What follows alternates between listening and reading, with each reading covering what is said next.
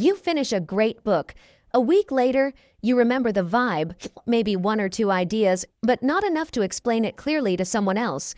That's not laziness. That's not low IQ. That's a biological mismatch. I call it the curse of words. For over 200,000 years, humans didn't learn from text. We learned from movement, emotion, threat, spatial relationships. Didn't remember a list. He remembered a scene. Your brain evolved to remember where the food was, who betrayed you, which animal almost killed you. Your hippocampus, the memory center, is literally a navigation system. It thrives on context, motion, and emotion. Books talk to your cortex. Memory lives deeper. Text is new. Your brain still treats it like noise unless you translate it. Most people think remembering means repetition. Read it again, highlight more, summarize harder. But repetition without transformation just strengthens familiarity, not memory. Psychologist Alan Pivio showed something simple but powerful. Your brain has two main memory channels: verbal, words; visual, images. When you read the word table, one channel. When you see a table, two channels. Two channels equals two retrieval paths. That's why diagrams beat paragraphs. That's why you remember slides better than textbooks. This isn't modern productivity talk. 2,500 years ago, a Greek poet named Simonides survived a disaster. A banquet hall collapsed. Bodies were unrecognizable. He identified everyone, not by faces, but by where they had been sitting. That moment revealed something crucial. Memory is spatial. Memory is visual. This became the method of loci, still used by memory champions today. Here's why traditional notes fail. They stay in the same format as the book. Text, text, more text. No translation happens. Good learning always includes a format change. Text, image, idea, metaphor, concept, story. If the format doesn't change, the brain assumes nothing important happened.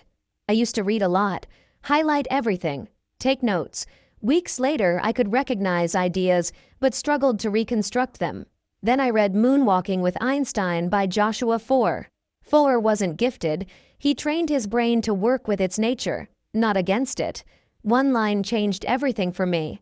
Our brains don't remember information. They remember experiences.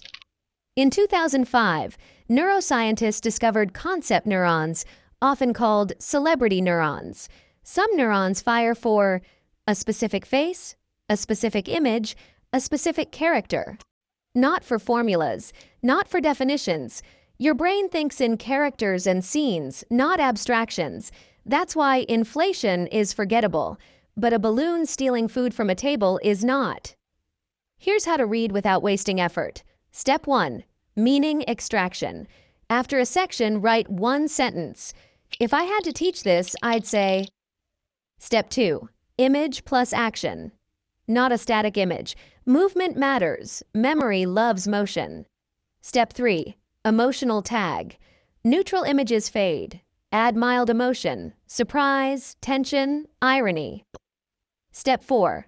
Spatial anchoring. Place it intentionally. Left equals cause, right equals effect. Higher equals abstract. Lower equals concrete. You're building a mental interface. Visual Feynman technique. Explaining verbally can hide confusion. Drawing cannot. This is the visual Feynman technique. If you truly understand an idea, you can draw it simply. If the drawing falls apart, your understanding was fragile. That's why engineers sketch. That's why good teachers use diagrams. Clarity shows up visually first. What's fascinating is that history's greatest thinkers discovered this intuitively, long before neuroscience could explain it. Leonardo da Vinci didn't memorize books. He observed, sketched, and connected ideas visually. Albert Einstein said he thought in pictures, feelings, and intuition before translating them into words. Benjamin Franklin's learning method relied on writing essays in his own words, then teaching them to others. Across history, high performers understood one thing. Memory is about encoding experience, not memorizing text.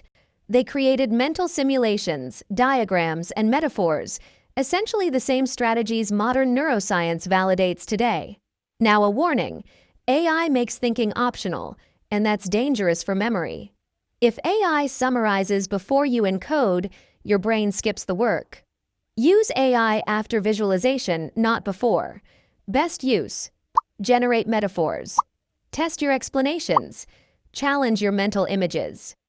AI should stress test memory, not replace it. Visual memories consolidate during deep sleep. No sleep equals no upload. Reading late into the night without sleep is like designing something and never saving it. It feels productive, but nothing sticks. This isn't discipline. Learning isn't about consuming knowledge. It's about encoding experiences. Your brain doesn't fail you. You just stopped speaking its language. Words alone are a curse. Images break it. In the next video, I'll show you how sleep decides which ideas survive. Till then, design your learning like your brain evolved to use it.